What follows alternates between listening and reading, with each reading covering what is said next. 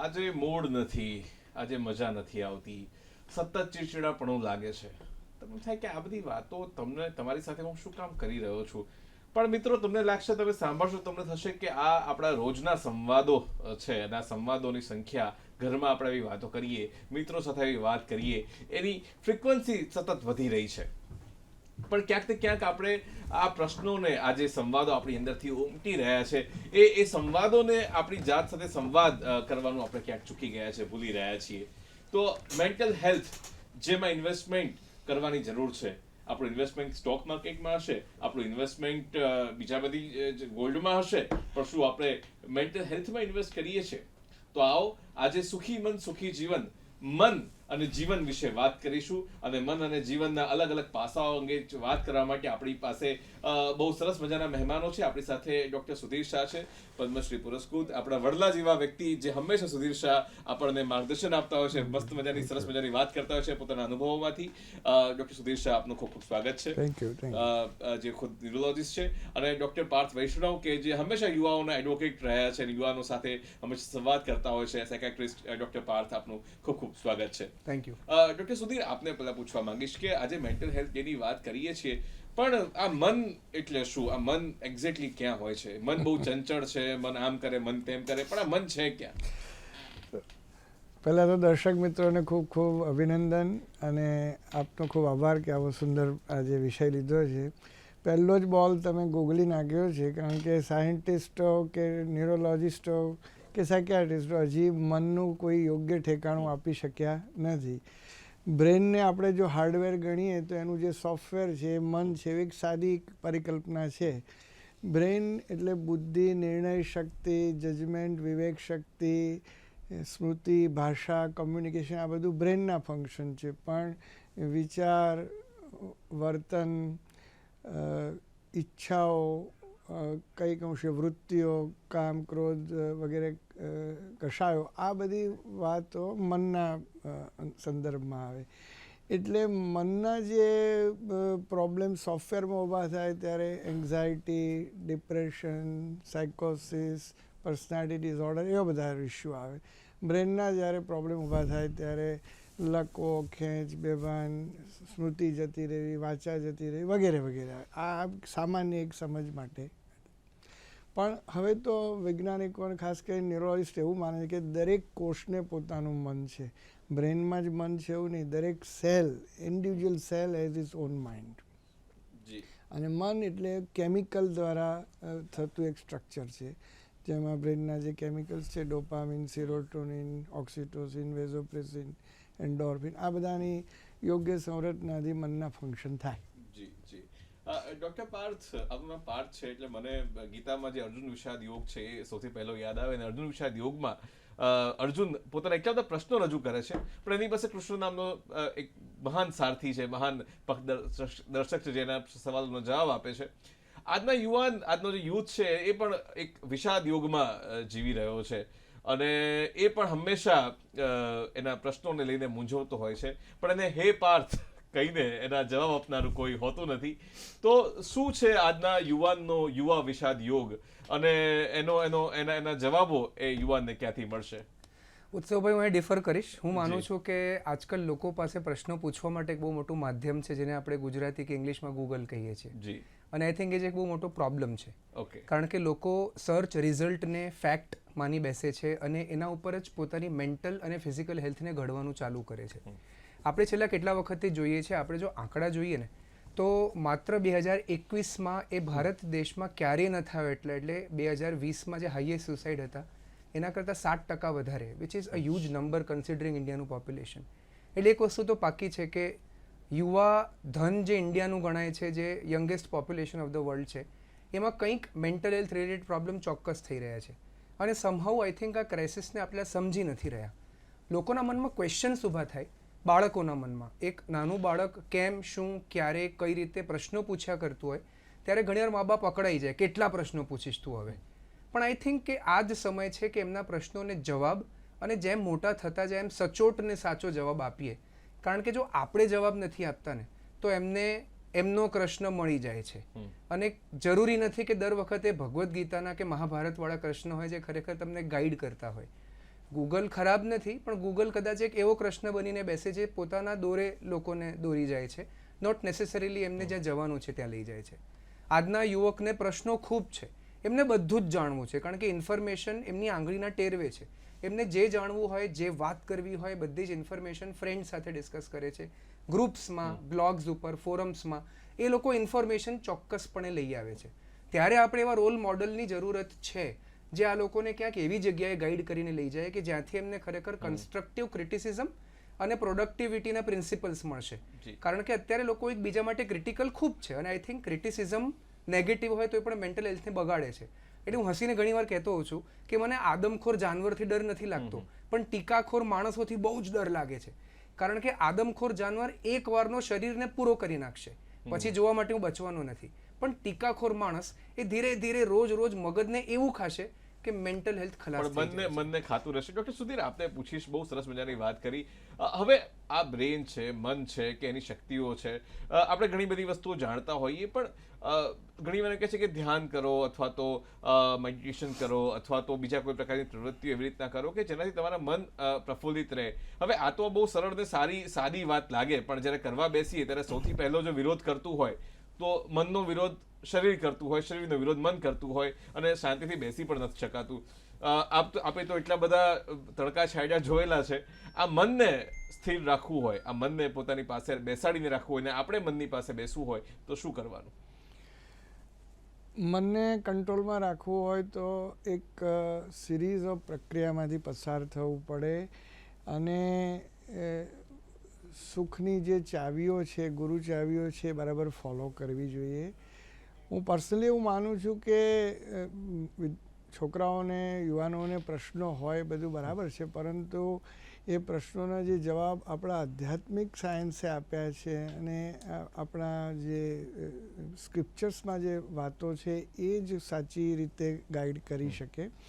અને આના માટે મારા પોતાના પણ ઘણા સંશોધનો છે. ખાસ કરીને રિલેશનશિપમાં જો માણસો બરાબર કેર કરતા થઈ જાય, પતિ પત્નીના, બાળકોના, મા બાપ સાથેના, મિત્રો સાથેના તથા સહાધ્યાય સાથેના રિલેશન્સ એક વાત છે. હોબીઝ જો બધી સરખી સારી રીતે કરતા થઈ જાય, તો ક્રિએટિવિટી કરતા હોય, એટિક્વેટ સારી હોય, અને સારા વર્ચ્યુઝ જેમ કે ગ્રેટિટ્યૂડ, એપ્રિસિએશન, ફર્ગિવનેસ અને એક્સેપ્ટન્સ, કમ્પેશન, આ બધા વર્ચ્યુઝ હોય તો તમારું એક ફલક બેકગ્રાઉન્ડ તૈયાર થાય છે. એની સાથે જે આપણે મેઇન વાત કરી કે જે સ્પિરિચ્યુઅલ પ્રેક્ટિસીસ છે, જેમ કે પ્રાર્થના છે, ધ્યાન છે, સત્સંગ છે, સારા પુસ્તકોનું વાંચન છે, આ કરો તો મન છે એ ખૂબ ફળદ્રુપ બને છે. એના બધા વિષાદો દૂર થાય છે, સમાધાન પ્રાપ્ત થઈ જાય છે. જેમ કે તમે કર્મની ફિલોસોફી બરાબર સમજ્યા હોય તો તમારી સાથે અમુક ઘટના કેમ ઘટી એમાં તમે ગૂંચવાશો નહીં, પણ તમે એના જાણ્યા વગર તમે ગૂગલ પાસેથી કે બીજા કોઈ પાસેથી આડેધડ જવાબ લેશો તો એનો જવાબ મળશે નહીં. એટલે સાચી વસ્તુને સ્પષ્ટ સમજવી તો ફિલોસોફી સમજવી પડે, અને મેડિટેશન જેવું અદ્ભુત એક પણ સાયન્સ હોઈ ન શકે. એ જ્યારે મેં એની રિસર્ચ કરી અને હું પોતે 25-30 વર્ષથી મેડિટેશન કરું છું, ત્યારે હું સમજ્યો કે જેમ કે તમે શ્વાસ ઉપર મેડિટેશન કરો, બ્રિધિંગ મેડિટેશન, સાઉન્ડ ઉપર મેડિટેશન કરો, ઓબ્જેક્ટ ઉપર પતંજલિ સિસ્ટમથી કરો, કે તમે સંવેદના ઉપર વિપશ્યના કરો, કે ઓપન મોનિટરિંગ સિસ્ટમમાં બીજી પ્રેક્ષા ધ્યાન છે એનાથી કરો, કે ગાઈડેડ મેડિટેશન કરો. આ બધી 8 અલગ મેઇન પ્રક્રિયા છે. એના 120 મેથડ્સ છે, એના 1000 રેમિફિકેશન છે. આમાંની કોઈ પણ સિસ્ટમમાં પકડીને જો કરો તો મન શાંત થયા વગર રહે જ નહીં. પણ શરૂઆતમાં મન અને શરીર એની વિક્રિયા આપે જ, અને એ વિક્રિયાને સહન કરતા શીખવું જોઈએ. ભગવાન બુદ્ધ અને મહાવીર પણ જ્યારે મેડિટેશન શરૂ કર્યું છે ત્યારે આવું જ થયું હશે, પરંતુ ધીરજ અને ખંતથી કામ કરો તો એક વખત તમે ધ્યેય પ્રાપ્ત એમને કરી 6 અને 12 વર્ષનો સમય તો લાગ્યો. આપણી પાસે એક દર્શક જોડાય છે રાજુલાથી. જી હલો, ટૂંકમાં આપનો પ્રશ્ન પૂછજો શિવાભાઈ.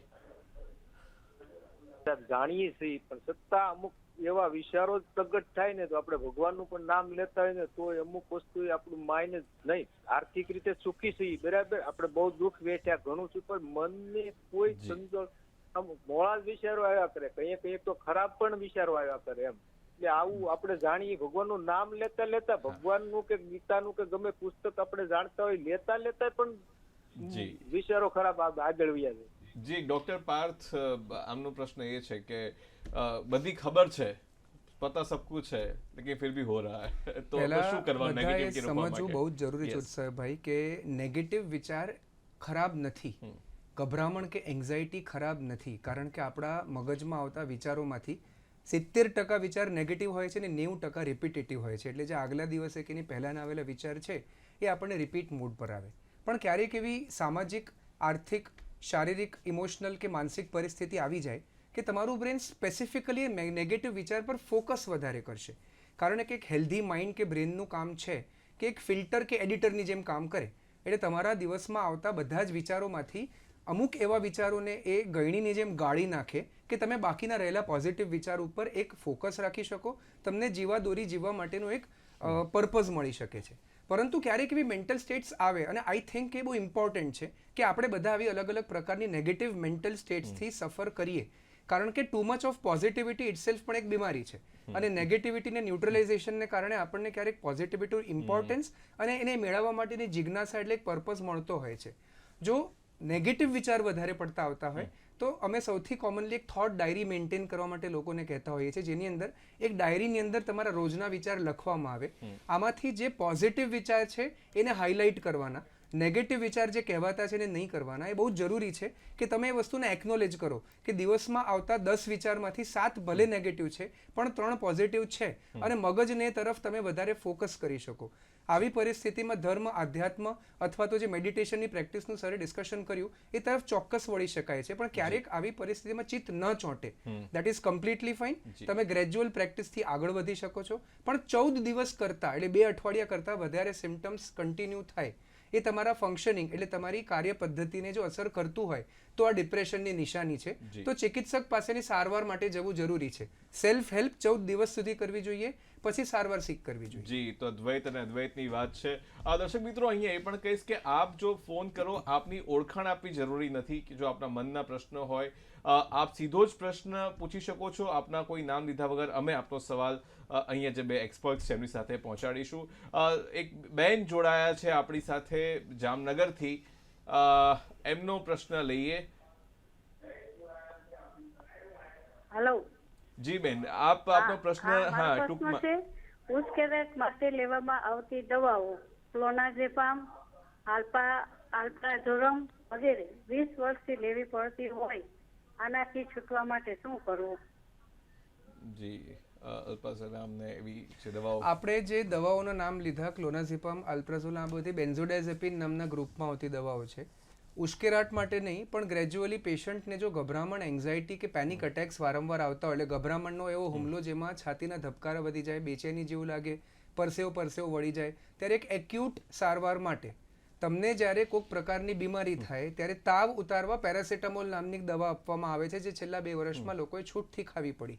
એવી જ રીતે જ્યારે કોઈ પણ પેશન્ટને માનસિક તકલીફ થાય જેમાં ગભરામણ થતી હોય, એ ક્લોનાઝેપામ કે આલ્પ્રાઝોલમ એ એની પેરાસિટામોલ જેવી છે.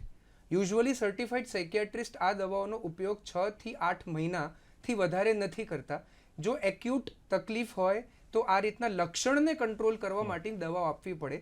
બેઝિક રોગ જેમ કે એન્ઝાયટી ડિસઓર્ડર હોય, ચિંતા રોગ, ડિપ્રેશન એટલે કે હતાશ હોય, બાયપોલર ડિસઓર્ડર હોય, સ્કિઝોફ્રેનિયામાં ક્યારેક એન્ઝાયટી આવી શકે છે. તો જો બેઝિક રોગની જડમાંથી સારવાર આપણે પ્રોપર કરી શકીએ તો લોંગ ટર્મ એન્ટી એન્ઝાયટી એટલે કે આ બધી પામ એન્ડથી નામ થતી દવાઓ લેવી પડતી નથી. જો આ દવા લાંબા સમયથી લીધી હોય અને જો ડૉક્ટરે પ્રિસ્ક્રાઇબ નથી કરી તો એવું પણ બની શકે છે કે આ દવા ઉપર ડિપેન્ડન્સ આવી ગયેલું હોય. તો એના માટે આપણે પ્રાઇમરી જે રોગ હતો શું એની સારવાર ચાલે છે કે નહીં, અને નથી ચાલતી તો એ કરીએ તો મોટાભાગે જોવામાં આવે છે કે આ બધી દવાઓને લાંબો સમય નથી લેવી પડતી. આ બધા સાથે બેઝિક મેન્ટલ હાઇજીન હેબિટ્સ જો ફોલો કરવામાં આવે, એટલે સુવા પહેલાંની અમુક બેઝિક પદ્ધતિ, રોજની વાતચીત માટેની. મગજને પ્રેશર કુકર સીટી વગરનું નહીં બનવા દેવાનું, નહીં તો સીટી વગરનું કુકર જેમ ફાટે મગજ પણ ફાટી જતું હોય છે. સો આને એક એવી સીટી આપવી કે તમે વેન્ટિલેશનના ભાગ એક્ઝોસ્ટ વાલ્વ રાખવો જરૂરી એક્ઝેક્ટલી છે. તમે લોકોને રાખી જી, શકો, જી. તમે સંવેદનશીલ વાતો લોકો સાથે કરી શકો, તો આગળ જતા મેડિકલ સારવારથી આ દવાને આપણે ચોક્કસ બંધ કરી શકીએ. જી જી આ આમ આદત પડે એવી નથી હોતી, ખોટી રીતે કે ખોટો સમય સુધી લેવામાં આવી તો જ આની આદત પડતી જી હોય છે. જી ડોક્ટર સુધીર, આપને પૂછીશ કે ઘણીવાર આપણે મને યાદ છે એક ફિલ્મ આવી હતી મુન્નાભાઈની, અને મેં કે કેમિકલ લોચો થાય છે મગજની અંદર એટલે મજા નથી આવતી.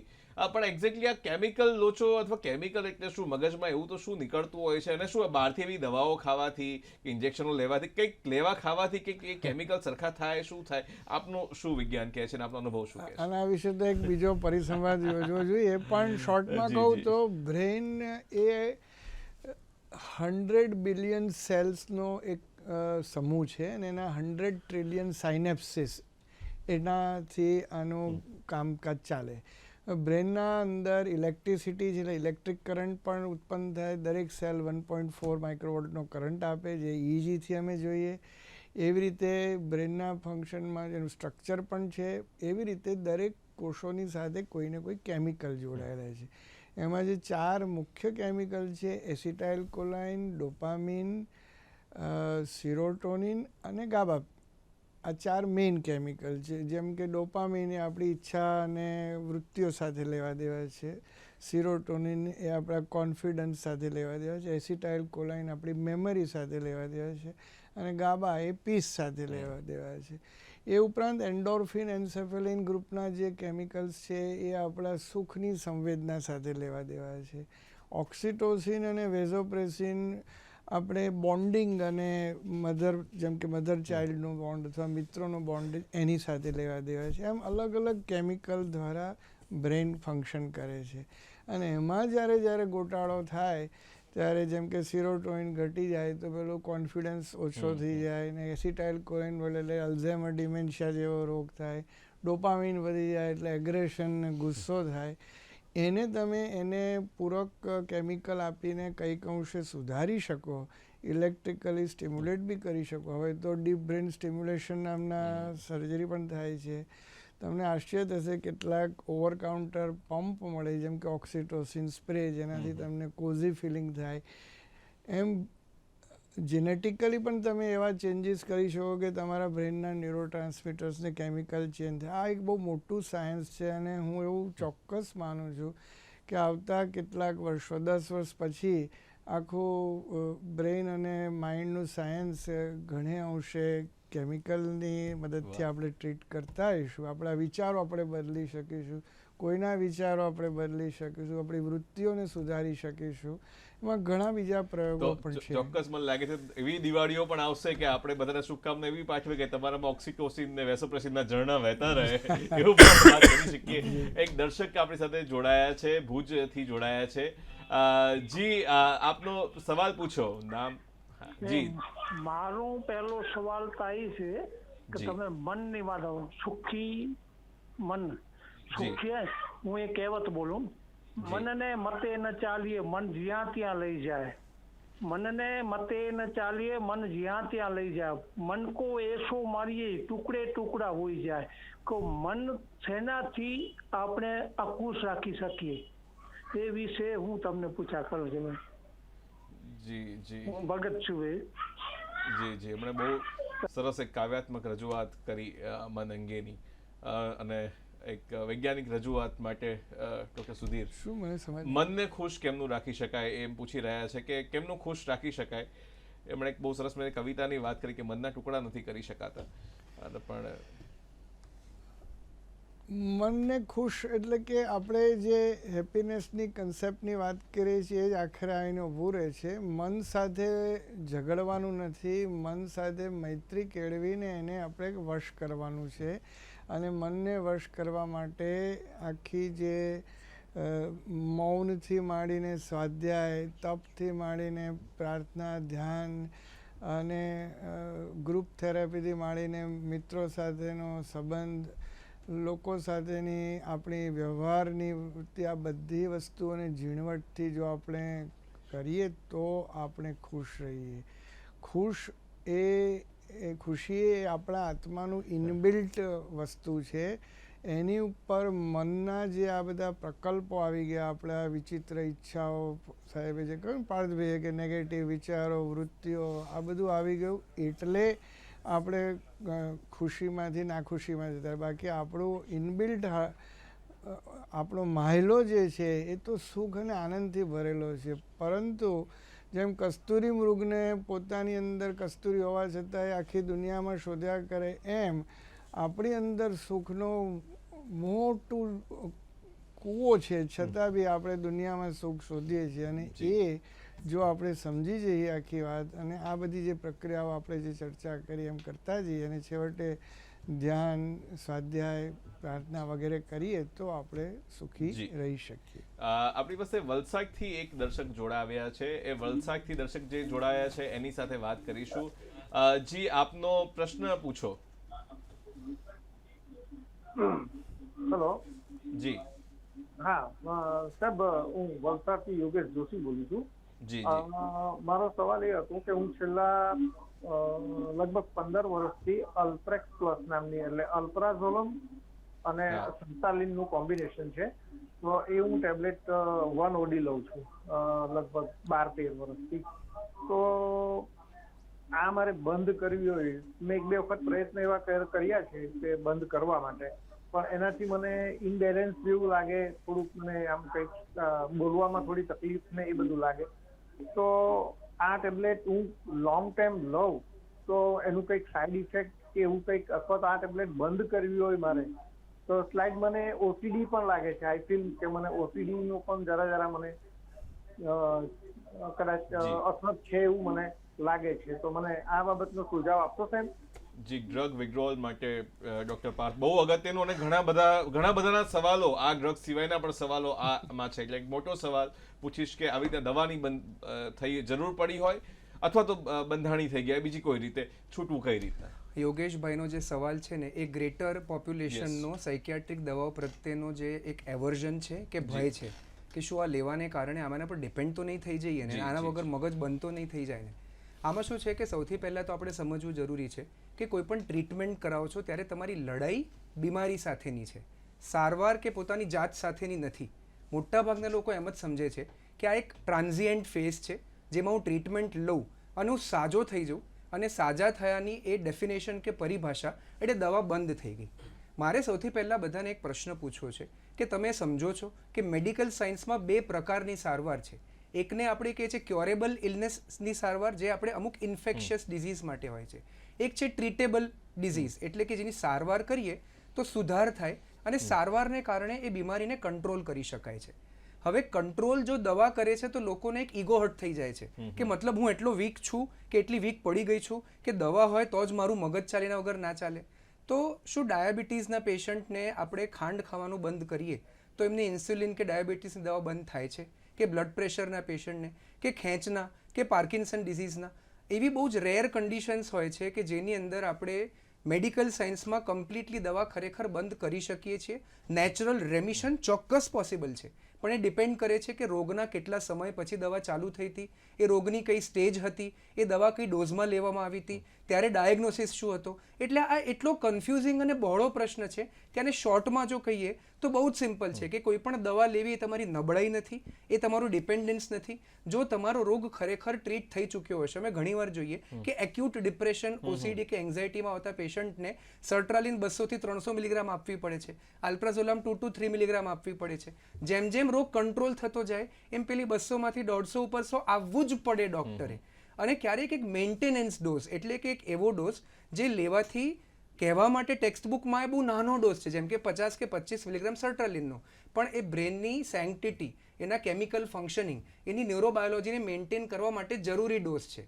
એટલે પેલી બહુ જ ઠંડી લાગી હતી તો સ્વેટર પહેર્યું, પણ રોજ કપડાં એટલે ચડ્ડી બુશર્ટ તો પહેરવા જ પડે. એટલે જો એ સર્ટ્રાલિન તમારા માટે રોજનું ચડ્ડી બુશર્ટ હોય તો એ નબળાઈ નથી, ડિપેન્ડન્સ નથી, એક જરૂરી મેન્ટેનન્સ ડોઝ છે. કોઈ પણ દવા ડૉક્ટરની જાણ બહાર એ પ્રિસ્ક્રાઇબ કરેલા ડોઝ વગર, અથવા તમારી મરજીએ, એટલે આજે મૂડ નથી તો એક ટ્રાઇકા પ્લસ લઈ લો, આજે મૂડ છે તો આજે હવે સર્ટ્રાલિન નથી લેવી, આજે બહુ જ ખરાબ મૂડ છે તો 2 લઈ લઉં, હવે સારું છે તો મહિનો ના લઉં, આ રીતે દવા લીધી હોય તો એનું બંધાણ ચોક્કસ થાય. કારણ કે આવો કોઈ જ પ્રિસ્ક્રાઇબ ડોઝ સાયકિયાટ્રીમાં નથી. જો ડૉક્ટરના પ્રિસ્ક્રાઇબ ડોઝમાં રેગ્યુલર ફોલોઅપથી રિક્વાયર્ડ ઇન્વેસ્ટિગેશનમાં લીધી હોય તો બંધાણ નથી થતું. કેટલીક વાર દવાઓ જિંદગી આખી પણ લેવી પડે છે. પણ અગેન આઈ વિલ સે, તમે દવા સાથે ન લડો, તમે બીમારી સાથે લડો, કારણ કે દવા સાથેની લડાઈ is me against my self. એટલે મારી લડાઈ મારી સાથે હોય એટલે જો હું જીતીશ તો મેં હરાવ્યો પોતાને જ છે. એટલે it doesn't work. I guess કે તમે જે પણ ડૉક્ટરને કન્સલ્ટ કરતા હોય, એક સાયકિયાટ્રિસ્ટ હોય, એમની સારવાર અને સલાહથી આગળ વધજો, તમને બંધારણ ક્યારેય નહીં થાય. જી, બહુ સરસ મજાની વાત કરીને આપણી સાથે બોટાદથી એક દર્શક જોડાયા છે, એમની સાથે વાત કરી લઈએ. સુપ્રિયા જોડાયા છે બોટાદથી. જી સુપ્રિયા, આપનો સવાલ પૂછો. અચ્છા, મારે એ જાણવું છે કે ધારો કે કોઈ પણ વસ્તુ પ્રત્યે તમને એક જ ટાઈમે પોઝિટિવ ને નેગેટિવ વિચાર આવે તો શું એને બાયપોલર ડિસઓર્ડર કહી શકાય અને એને કેવી રીતે સોર્ટ આઉટ કરી શકાય? જી, એક સાથે પોઝિટિવ નેગેટિવ વિચાર આવે તો બાયપોલર કહેવું કે ના કહેવું, અથવા એવી વ્યાખ્યામાં સામાન્ય માણસે પડવું કે ના પડવું? બાયપોલર ડિસઓર્ડર એક બહુ જ ગંભીર માનસિક રોગ છે જેની અંદર મૂડના ઉતાર ચઢાવ આવે, વિચારોના નહીં. એટલે જો પેશન્ટ ડિપ્રેશન કે હતાશામાં હોય તો નીચેનો પોલ આવે એટલે બાયપોલર કહે છે, જેમાં ઉદાસ રહેવું, રડવું આવવું, નેગેટિવ વિચાર આવવા. જ્યારે કે ઉપરના પોલમાં જાય એટલે કે આના વિરુદ્ધમાં, જેને મેનિયા કે ઉન્માદ કહીએ છીએ, એમાં મોટા મોટા વિચાર આવવા, પૈસાનો ખર્ચો વધી જવો, રિસ્કી બિહેવિયર કરવું, હાઇપર સેક્સ્યુઅલ થઈ જવું. એટલે આ બંને એ બહુ જ સ્પેસિફિક વસ્તુ છે. પોઝિટિવ અને નેગેટિવ વિચાર એ તમારા મગજનું અર્થઘટન છે. તમારા મગજમાં પ્રીફ્રન્ટલ કોર્ટેક્સ નામનો એરિયા છે જેમાં અલગ અલગ પ્રકારના વિચાર ઉત્પન્ન થાય છે. પોઝિટિવ અને નેગેટિવ વિચારમાં કયો પોઝિટિવ ને કયો નેગેટિવ, કારણ કે મારું પોઝિટિવ તમારું નેગેટિવ હોઈ શકે છે. એટલે ડિસિઝન મેકિંગ પાવર આપણે જોઈએ, જેની અંદર તમારું આ બ્રેનનો એરિયા પ્રોપર કામ કરતો હશે. ડિસિઝન લીધું હોય તો જે પણ ડિસિઝન લીધું એ વિચારની તરફેણમાં હોય કે અગેન્સ્ટમાં હોય, તમે એને જસ્ટિફાય કરી શકશો તો વિચાર પોઝિટિવ કે નેગેટિવ ન ગણાય. આઈ થિંક કે લોકોએ સૌથી પહેલા દરેક લક્ષણને રોગ સાથે જોડતા પહેલા અટકી જવું પડશે, કારણ કે ઓવર અવેરનેસ પણ એક બહુ મોટી તકલીફ છે. તકલીફ છે એ પ્રીફ્રન્ટલ કોર્ટેક્સની જે એક તકલીફ છે. છેલ્લે હું ડોક્ટર સુધીર શાહને કન્ક્લુડિંગ રિમાર્ક માટે કહીશ કે એવું તો જીવનમાં કયું પોષણ આપીએ, એવું તો કેવી સિંચાઈ કરીએ કે જે ફૂલ ઉગે, જે વિચારનું ફૂલ ઉગે, એટલું સરસ ઉગે કે પોતાને જ આખા લોકોના લોક જીવનને મગાવી ઉઠે. આપનું શું કહેવું છે? માણસે પહેલાં પહેલી તો ફિઝિકલ હેલ્થ સારી રાખવી પડે. જેની હેલ્થ ફિઝિકલી સારી ના હોય એને કદી સારા વિચારો કે વૃત્તિઓ ના હોઈ શકે. એક જનરલ વાત છે. સારો ડાયટ લેવો જોઈએ. એમાં જેમ કે બ્રેન ફ્રેન્ડલી ડાયટ એટલે શું, તો બેરીઝ છે, ફ્રૂટ્સ છે, વેજીટેબલ્સ છે, ઓલિવ ઓઇલ છે, વગેરે પ્રકારના ફૂડ્સ છે. એ ઉપરાંત વેજીટેબલ્સ વધારે ખાવા જોઈએ. મેં કહું એમ સારા માણસોના સંપર્કમાં રહેવું જોઈએ, સુંદર પુસ્તકો વાંચવા જોઈએ, મ્યુઝિક કરો, ટ્રાવેલિંગ કરો, સુંદર કોઈક કેનવાસ પેઇન્ટિંગ છે કે કોઈ સારી ક્રિએટિવિટી કરો. અને એ ઉપરાંત તમે સારી વૃત્તિઓ કેળવો, જેમ કે દરેક માણસને થેન્ક્સ કહેવું, કોઈનો એપ્રિશિએટ કરવો હોય તો એમાં જરાય કચાશ નહીં રાખવી. સુંદર મધુર વાણી બોલો, લોકોનું ભલા માટેના કામ કરો, લોકોનું ભલું ઈચ્છો, અને સાચે સાચ તમારાથી થાય એટલું નાના નાના કમ્પેશનના કાર્યો કરો. આમ કરતાં કરતાં જ્યારે તમે આગળ વધશો અને પછી યોગ્ય સમયે ધ્યાન, પ્રાર્થના વગેરે વસ્તુ કરશો તો માણસનું તમારું આખું જીવન મગમગતું થશે. તમને ખરાબ વિચારો દરેક બીજમાં વૃક્ષ છુપાયેલું છે. છેલ્લી 30 સેકન્ડ ડોક્ટર પાર્થ આપને કહીશ. યસ, મેન્ટલ હેલ્થ, એને લગતી બીમારી કે એને લગતી સારવારથી ડરીને હે પાર્થ તું કાયર ના થા. જી, તો હે પાર્થ તું કાયર ના થા. કોઈએ કાયર નથી થવાનું. અને મને લાગે છે કે હિંમતનો બુસ્ટર ડોઝ મળી ગયો છે આપણા દર્શકોને આપણા મુદ્દા આપણી વાતમાં. તો આ બંને મહેમાનોએ જે સરસ મજાની વાતો કરી, મને લાગે છે કે લોકોએ કાનથી સાંભળી અને હૃદયમાં ઉતારી અને એનાથી એ મન સુધી પહોંચશે. તો આ બંનેને મનનો સંવાદ કરવા માટે, મન સુધી પહોંચવા માટે, મનનો રસ્તો બતાવવા માટે ડોક્ટર સુધીર શાહ આપનો અને ડોક્ટર પાર્થ આ બંનેનો ખૂબ ખૂબ મનથી, હૃદયથી આભાર માનું છું. અને દૂરદર્શનના દર્શક મિત્રો માટે આ ખૂબ જ અગત્યનો અને બહુ સરસ મજાનો એપિસોડ રહ્યો છે. દર્શક મિત્રો, આવા જ વિષયો સાથે અમે ફરી મળીશું આવતા શુક્રવારે. ત્યાં સુધી રજા આપશો.